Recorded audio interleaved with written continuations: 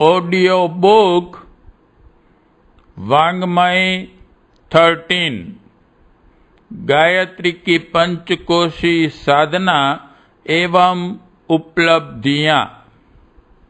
Chapter 5 part 6 प्राणमय कोश की साधना। प्राण शक्ति एवं सामर्थ्य का प्रतीक है। मानव शरीर के बीच जो अंतर पाया जाता है वह बहुत साधारण है। एक मनुष्य जितना लंबा, मोटा, भारी है, दूसरा भी उससे थोड़ा बहुत ही न्यूनाधिक होगा, परंतु मनुष्य की सामाजिक शक्ति के बीच जो जमीन आसमान का अंतर पाया जाता है, उसका कारण उसकी आंतरिक शक्ति है। विद्या, चातुर्य, अनुभव, दूरदर्शिता, साहस, लगन, शौर्य, जीवनी शक्ति, ओज, पुष्टि, पराक्रम, पुरुषार्थ, महानता आदि नामों से इस आंतरिक शक्ति का परिचय मिलता है। आध्यात्मिक भाषा में इसे प्राण शक्ति कहते हैं। प्राण नेत्रों में होकर चमकता है, चेहरे पर बिखरता फिरता है, हाव भाव में उसकी तरंगे बहती हैं। प्राण की गंध में एक ऐसी विलक्षण मोहकता होती है जो दूसरों को विभोर कर देती हैं। प्राणवान स्त्री पुरुष मन को ऐसे भाते हैं कि उन्हें छोड़ने को जी नहीं चाहता। प्राण वाणी में घुला रहता है, उसे सुनकर सुनने वालों की मानसिक दीवारें हिल जाती हैं। मौत के दांत उखाड़ने के लिए जान हथेली पर रखकर जब मनुष्य चलता है तो उसकी प्राण शक्ति ही ढाल तलवार होती है। चारों ओर निराशाजनक घन घोर अंधकार छाया होने पर भी प्राण शक्ति आशा की प्रकाश रेखा बनकर चमकती है। बालू में तेल निकालने की, मरुभूमि में उपवन लगाने की, असंभव को संभव बनाने की, राई को पर्वत करने की सामर्थ्य केवल प्राणवान में ही होती है। जिसमें स्वल्प प्राण है उसे जीवित मृतक कहा जाता है। शरीर से हाथी के समान स्थूल होने पर भी उसे पराधीन, परमुखापेक्षी ही रहना पड़ता है। वह अपनी कठिनाइयों का दोष दूसरों पर थोपकर किसी प्रकार मन को संतोष देता है। उज्जवल भविष्य की आशा के लिए वह अपनी सामर्थ्य पर विश्वास नहीं करता। किसी सबल व्यक्ति की, नेता की, अफसर की, धनी की, सिद्ध पुरुष की, देवी देवताओं की सहायता ही उसकी आशाओं का केंद्र होती है। ऐसे लोग सदा ही अपने दुर्भाग्य का रोना रोते हैं। प्राण द्वारा ही यह श्रद्धा, निष्ठा, दृढ़ता, एकाग्रता और भावना प्राप्त होती हैं, जो भवबंधनों को काटकर आत्मा को परमात्मा से मिलाती हैं। मुक्ति को परम पुरुषार्थ माना गया है। संसार के अन्य सुख साधनों को प्राप्त करने के लिए जितने विवेक, प्रयत्न एवं पुरुषार्थ की आवश्यकता पड़ती है, मुक्ति के लिए उससे कम नहीं वरन अधिक की ही आवश्यकता है। मुक्ति विजय का उपहार है, जिसे साहसी शूरवीर ही प्राप्त करते हैं। भगवान अपनी ओर से न किसी को बंधन देते हैं न मुक्ति। दूसरा, न कोई स्वर्ग में ले जा सकता है न नरक में। हम स्वयं अपनी आंतरिक स्थिति के आधार पर जिस दिशा में चले उसी लक्ष्य पर जा पहुंचते हैं। उपनिषद का वचन है कि नायमात्मा बलहीन ने लभ्य, वह आत्मा बलहीनों को प्राप्त नहीं होती। निस्तेज व्यक्ति अपने घर वालों, पड़ोसियों, रिश्तेदारों, मित्रों को प्रभावित नहीं कर सकते, तो भला परम आत्मा यानी कि परमात्मा पर उनका क्या प्रभाव पड़ेगा। तेजस्वी व्यक्ति ही आत्म लाभ कर सकते हैं। इसलिए प्राण संचय के लिए योग शास्त्र में अत्यधिक बल दिया गया है। प्राणायाम की महिमा से सारा अध्यात्म शास्त्र भरा पड़ा है। जैसे सर्वत्र ईश्वर की महामहिमामयी गायत्री शक्ति व्याप्त है, वैसे ही निखिल विश्व में प्राण का चैतन्य समुद्र भी भरा पड़ा है। जैसे श्रद्धा और साधना से गायत्री शक्ति को खींचकर अपने में धारण किया जा सकता है, वैसे ही अपने प्राणमय कोश को सतेज और चेतनमय करके विश्वव्यापी प्राण से यथेष्ट मात्रा में प्राण तत्व खींचा जा सकता है। यह भंडार जितना अधिक होगा उतने ही हम प्राणवान बनेंगे और उसी अनुपात से सांसारिक एवं आध्यात्मिक संपत्तियां प्राप्त करने के अधिकारी हो जाएंगे।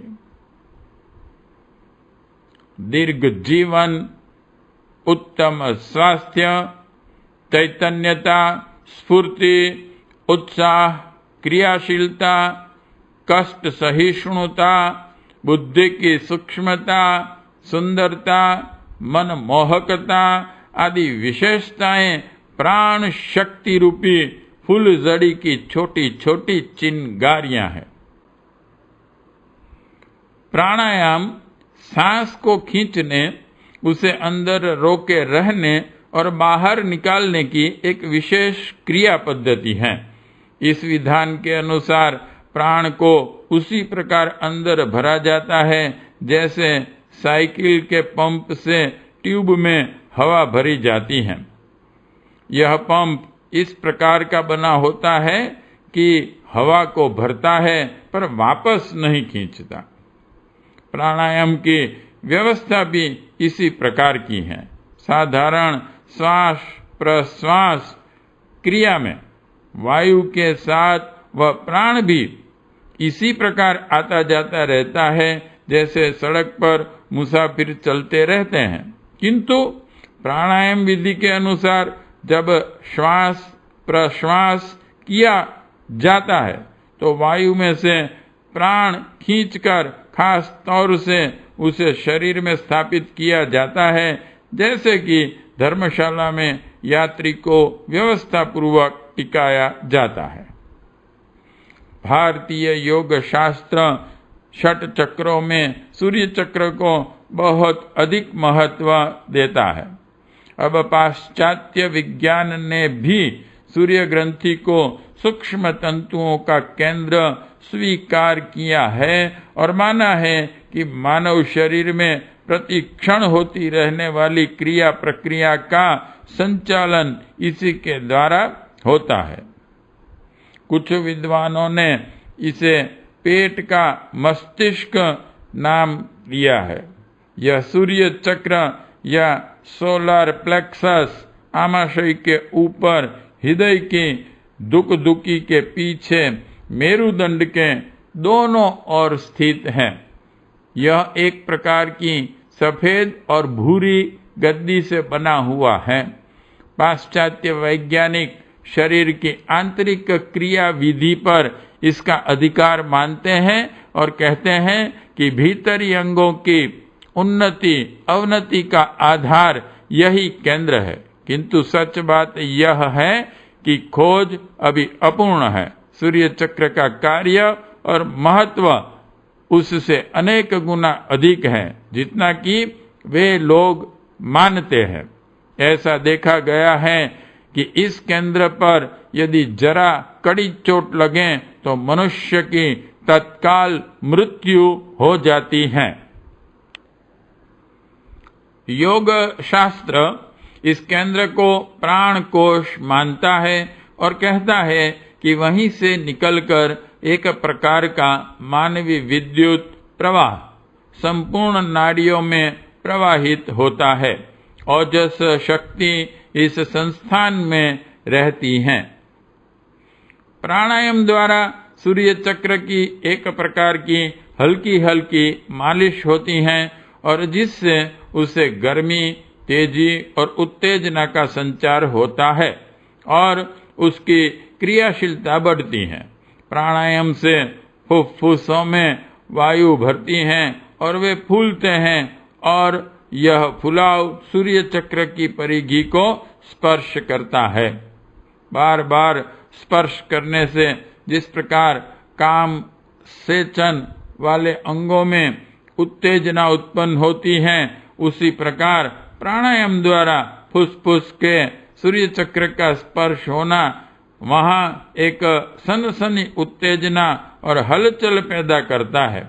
यह उत्तेजना व्यर्थ नहीं जाती, वरन संबंधित सारे अंग प्रत्यंगों को जीवन और बल प्रदान करती है, जिससे शारीरिक और मानसिक उन्नतियों का द्वार खुल जाता है। मेरुदंड के दाहिने बाएं दोनों ओर नाड़ी गुच्छकों की दो श्रृंखलाएं चलती हैं। ये गुच्छक आपस में संबंधित हैं और इन्हीं में सिर, गले, छाती, पेट आदि के गुच्छक भी आकर शामिल हो गए हैं। अन्य अनेक नाड़ी तंतुओं का भी वहां जमघट है। इनका प्रथम विभाग, जिसे मस्तिष्क मेरु विभाग कहते हैं, शरीर के ज्ञान तंतुओं से घनीभूत हो रहा है। इसी संस्थान से असंख्य बहुत ही बारीक भूरे तंतु निकलकर रुधिर नाड़ियों में फैल गए हैं और अपने अंदर रहने वाली विद्युत शक्ति से भीतरी शारीरिक अवयवों को संचालित किए रहते हैं। ऊपर बताया जा चुका है कि मेरुदंड के दाएं बाएं नाड़ी गुच्छकों की दो पृथक श्रृंखलाएं चलती हैं। इन्हीं को योग में ईडा और पिंगला कहा गया है।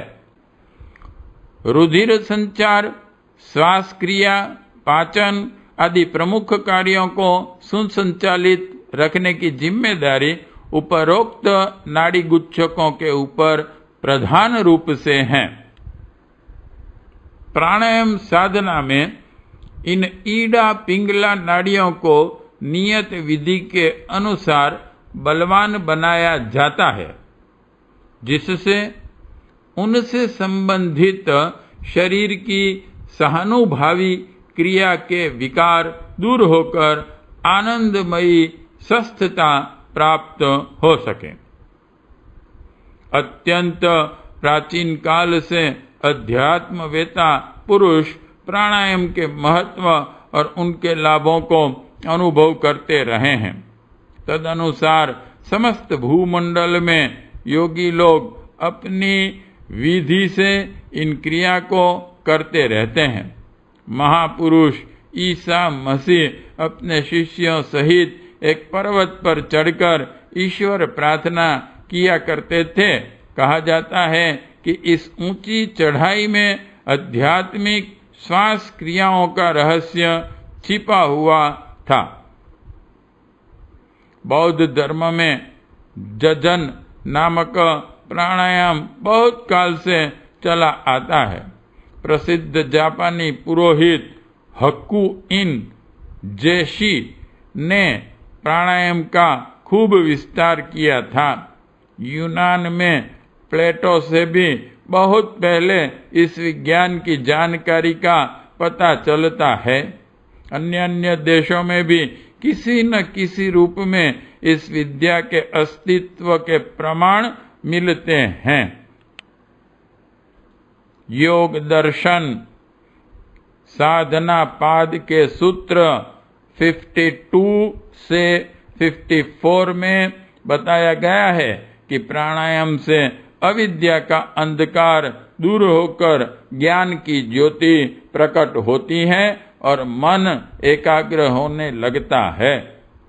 ऐसी गाथाएं भी सुनी जाती हैं कि प्राण को वश में करके योगी लोग मृत्यु को जीत लेते हैं और जब तक चाहें वे जीवित रह सकते हैं। प्राण शक्ति से अपने और दूसरे के रोगों को नष्ट करने का एक अलग विज्ञान है। अनेक प्रकार के प्राणायामों से होने वाले लाभ सुने और देखे जाते हैं। यह लाभ कभी कभी इतने विचित्र होते हैं कि उन पर आश्चर्य करना पड़ता है। इन पंक्तियों में उन अद्भुत और आश्चर्यजनक घटनाओं की चर्चा न करके इतना ही कहना पर्याप्त होगा कि प्राणायाम से शरीर की सूक्ष्म क्रिया पद्धति के ऊपर अदृश्य रूप से ऐसे विज्ञान सम्मत प्रभाव पड़ते हैं जिनके कारण रक्त संचार, नाड़ी संचालन, पाचन क्रिया, स्नायविक दृढ़ता, प्रगाढ़ निद्रा, स्फूर्ति एवं मानसिक विकास के चिन्ह स्पष्ट दृष्टिगोचर होते हैं एवं स्वस्थता, बलशीलता, प्रसन्नता, उत्साह तथा परिश्रम की योग्यता बढ़ती है। आत्मोन्नति, चित्त की एकाग्रता, स्थिरता, दृढ़ता आदि मानसिक गुणों की मात्रा में प्राण साधना के साथ साथ वृद्धि हो जाती है। इन लाभों पर विचार किया जाए तो प्रतीत होता है कि प्राणायाम आत्मोन्नति की महत्वपूर्ण साधना है। प्राण तत्व का वायु से विशेष संबंध है। पाश्चात्य वैज्ञानिक तो प्राण को वायु का ही एक सूक्ष्म भेद मानते हैं। सांस को ठीक तरह लेने न लेने पर प्राण की मात्रा का घटना बढ़ना निर्भर रहता है। इसलिए कम से कम सांस लेने के सही तरीके से प्रत्येक बाल वृद्ध को परिचित होना ही चाहिए। हमें गहरी और पूरी सांस लेनी चाहिए, जिससे वायु फेफड़े के हर भाग में जाकर संपूर्ण वायु कोष्ठों को रक्त की सफाई में मदद कर सके। अधूरी और उथली सांस लेने से कुछ थोड़े से वायु कोष्ठों की सफाई हो पाती है, क्योंकि उथली सांस का दबाव इतना नहीं होता कि वह हर एक कोष्ठ में पहुंच सके। जब हवा वहां तक पहुंचेगी ही नहीं तो सफाई किस प्रकार होगी। सांस का संपर्क होने पर रक्त की शुद्धता (कार्बोनिक एसिड गैस) बाहर निकलती जाती है और सांस का प्राण ऑक्सीजन में घुल जाता है। यह प्राण शक्ति उन शुद्ध रक्त के दूसरे दौरे के साथ शरीर के अंग प्रत्यांगों में पहुंचकर उन्हें ताजगी और स्फूर्ति प्रदान करती है। शुद्ध रुधिर में 1/4 भाग ऑक्सीजन का होता है। यदि इसमें न्यूनता हो जाए तो उसका प्रभाव पाचन क्रिया पर अनिवार्य रूप से पड़ता है। ऐसे व्यक्तियों की जठराग्नि मंद होने लगती है।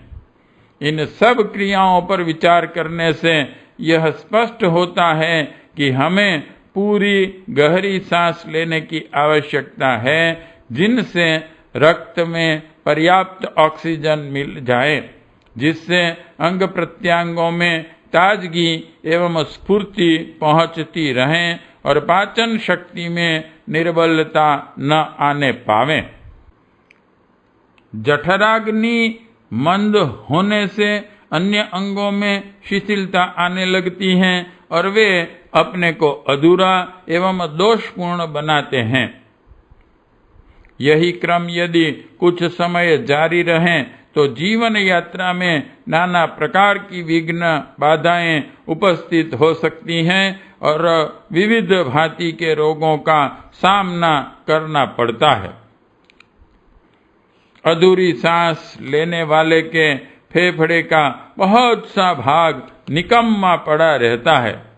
जिस मकानों की सफाई नहीं होती उनमें गंदगी, मकड़ी, मच्छर, छिपकली, कीड़े मकोड़े आदि का जमघट होने लगता है। इसी तरह फेफड़े के जिन वायु कोष्ठों में सांस की वायु नहीं पहुंचती उनमें क्षय, खांसी, जुकाम, उरक्त, कफ, दमा आदि के रोग कीट जड़ जमा लेते हैं। धीरे धीरे वहां से निर्बाध रीति से पलते रहते हैं और भीतर ही भीतर अपना इतना आधिपत्य जमा लेते हैं कि फिर उनका निकाल बाहर करना कठिन या असंभव हो जाता है। प्राणायाम विज्ञान का सबसे पहले और आरंभिक पाठ यह है कि हमें पूरी तरह गहरी सांस लेनी चाहिए। ऐसी आदत डालने का प्रयत्न करना चाहिए कि सदैव इस प्रकार सांस ली जाए कि वायु से पूरे फेफड़े भर जाएं। यह कार्य झटके से या उतावली से नहीं होगा। धीरे धीरे इस प्रकार पूरी सांस खींचनी चाहिए कि छाती भरपूर चौड़ी हो जाए और फिर उसी क्रम से धीरे धीरे वायु को बाहर निकाल देना चाहिए। यही रीति फेफड़ों को स्वस्थ रखने वाली, रक्त को शुद्ध करने वाली, शरीर के अंग प्रत्यंग में चैतन्यता देने वाली, पाचन शक्ति ठीक बनाए रखने वाली है। इसलिए आरोग्य और दीर्घ जीवन देने वाली भी हैं।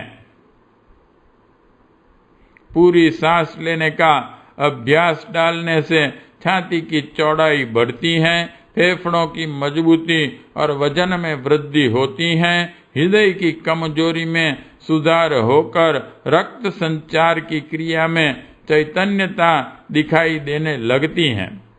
पाठकों को श्वास विज्ञान के इस तथ्य को गंभीरता पूर्वक विचारना चाहिए और अविलंब पूरी एवं गहरी सांस लेने की आदत डालने का प्रयत्न आरंभ कर देना चाहिए।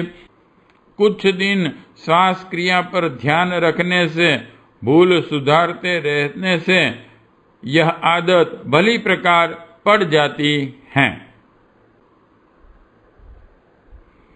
प्राणायाम विज्ञान की दूसरी शिक्षा नाक से सांस लेना है। यद्यपि मुंह से भी सांस ली जा सकती है, पर वह इतनी उपयोगी कदापि नहीं हो सकती जितनी कि नाक से लेने पर होती हैं। एक बार एक जंगी जहाज के यात्रियों में चेचक बड़े उग्र रूप से फैली। डॉक्टरों ने इनकी विशेष सावधानी से जांच करते रहने का प्रयत्न किया।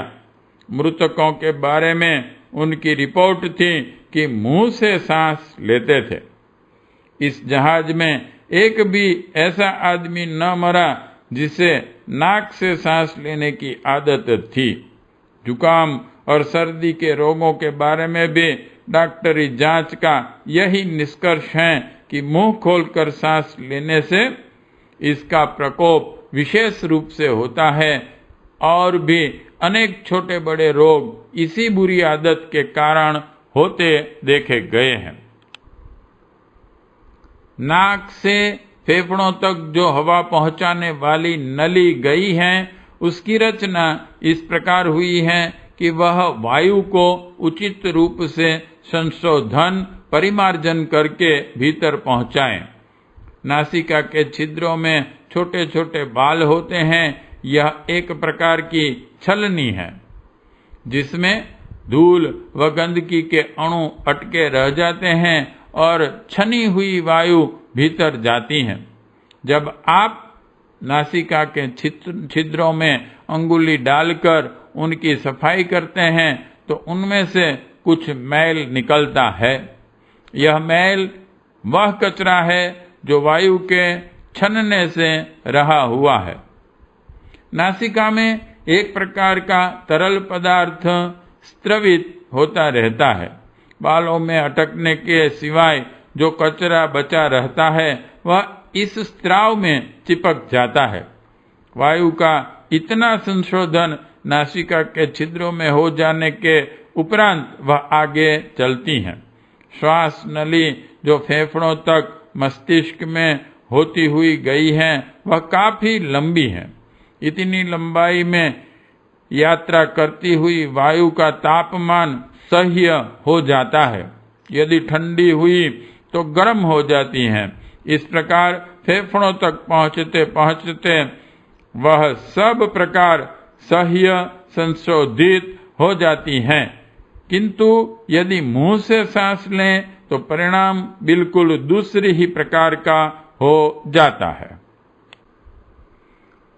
मुंह में नासिका की तरह बाल नहीं होते जो वायु को छाने।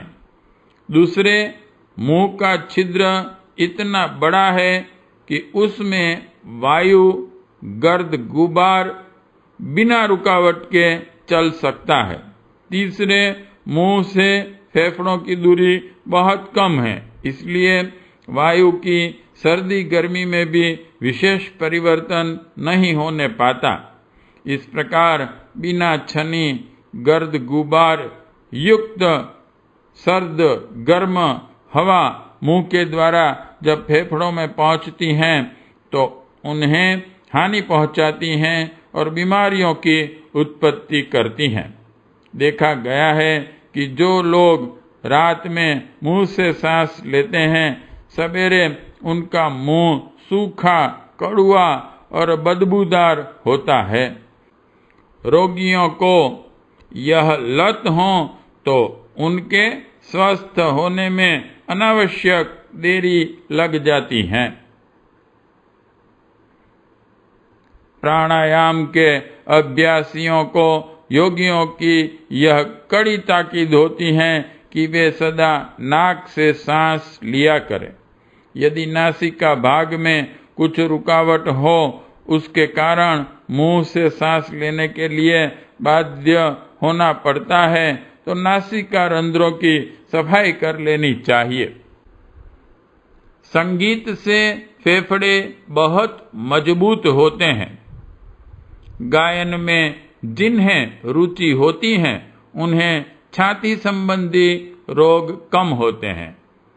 अत्यधिक गाने से या अनुचित अवस्था में अविधि पूर्वक गाने से बीमारियां हो सकती हैं, परंतु साधारणतः संगीत की गणना फेफड़ों को मजबूत बनाने वाले अभ्यासों में है। कंठ, हृदय, पसली, आमाशय, आंत, यकृत आदि सभी का धड़ के अंतर्गत रहने वाले अंगों का संगीत से अच्छा व्यायाम होता है। यदि अच्छे बाजे के साथ ध्वनि पूर्वक गाया बजाया जाए तो एक प्रकार की विद्युत तरंगे उत्पन्न होकर स्नायु तंतुओं को तरंगित करती रहती हैं, जिससे श्वास संचालन क्रिया में विशेष रूप से सहायता मिलती है और मंद एवं शिथिल गति से कार्य करने वाले अंगों में गतिशीलता का आविर्भाव होता है। जिन्हें गाना बजाना आता है उन्हें भोजन के पश्चात कम से कम 2-3 घंटे बचाकर सुविधानुसार अभ्यास करना चाहिए। जो बजा न सकते हों उन्हें केवल गाना ही चाहिए। सुविधानुसार यदि वाद्य गान सुनने का अवसर मिले तो उससे लाभ उठाना चाहिए, क्योंकि संगीत से उत्पन्न होने वाली लहरें सुनने वालों को भी प्रभावित करती हैं। प्रातः, सायं गायन, वाद्य तथा नृत्य के साथ संकीर्तन करने की धार्मिक प्रथा का स्वास्थ्य से बड़ा घना संबंध है।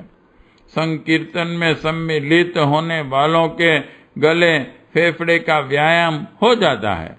जोर जोर से धार्मिक भजन गाने या शंख बजाने से फेफड़ों का व्यायाम होता है और बहुत अंशों में प्राणायाम का लाभ मिलता है। पार्ट 6 समाप्त।